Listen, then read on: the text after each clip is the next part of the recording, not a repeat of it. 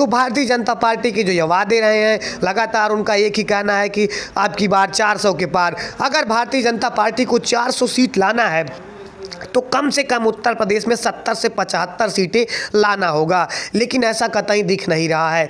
इस बार मुकाबला कई सीटों पर बहुत दिलचस्प और त्रिकोणीय होने वाला है। मैं बात करूंगा कुछ सीटों की जहां मुकाबला काफ़ी कांटे का देखने को मिल सकता है।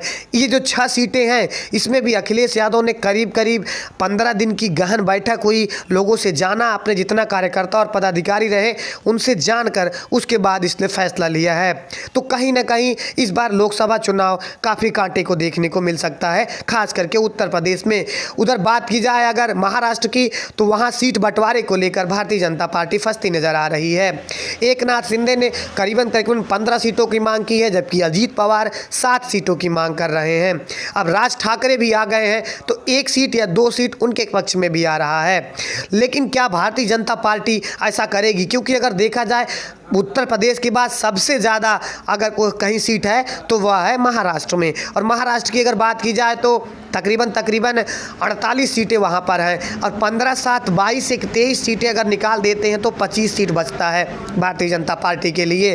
कहीं ना कहीं अमित शाह जिसमें राजी नहीं है। अमित शाह यह चाह रहे हैं कि जितना ज़्यादा हो सके सीट जो है वो भारतीय जनता पार्टी के उम्मीदवार ले।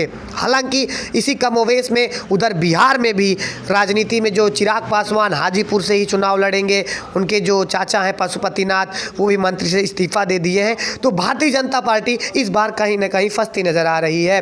तेजस्वी यादव बिहार में जो उन्होंने रोजगार का जो उनका मुद्दा रहा है, जिन्होंने इतनी वैकेंसियां निकाली है, वो भी हावी पड़ रहा है। पवन सिंह लगातार अभी उन पर भी कोई चीज़ डिसाइड नहीं कर सकी है भारतीय जनता पार्टी।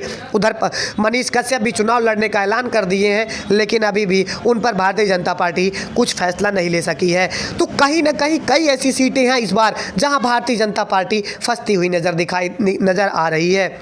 यह लोकसभा चुनाव अब दिलचस्प होता जा रहा है, क्योंकि भारतीय जनता पार्टी पहले तो ये वादे कर रही थी कि 400 में करीब 400 के पार। इस बार कहीं ना कहीं अब थोड़ा डामाडोल की स्थिति चल रही है। उधर बंगाल में भी तृणमूल कांग्रेस काफ़ी मजबूती से भारतीय जनता पार्टी के खिलाफ दावेदारी पेश कर रही है। उत्तर प्रदेश में इस बार समाजवादी पार्टी काफ़ी मजबूत है, क्योंकि इस बार अखिलेश यादव लगातार काफ़ी परिश्रमों के बाद टिकट दे रहे हैं।